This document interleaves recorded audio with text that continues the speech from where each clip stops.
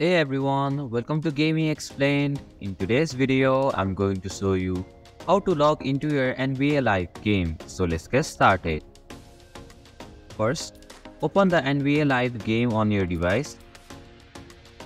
Once the game loads, tap on the screen to access the login page. On the login page, you have the option to log in as a new user or returning user.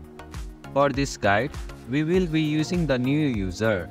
Tap on the new user option to proceed. You will see 4 different options for logging into your NBA Live game account. For this guide, we will use the Facebook option. Simply tap on the Facebook icon. After selecting Facebook, tap on the Continue button. This will redirect you to the Facebook login page.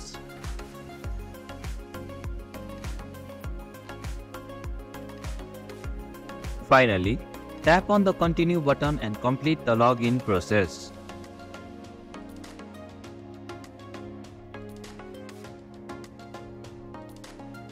And this is how you can log into your NBA Live game. Thank you for watching Gaming Explained. Hope this video was helpful. If it was, then hit the like button and comment down if you have any questions or feedback. Also, if you are new to our channel, please subscribe and hit the bell icon so that you don't miss our upcoming videos.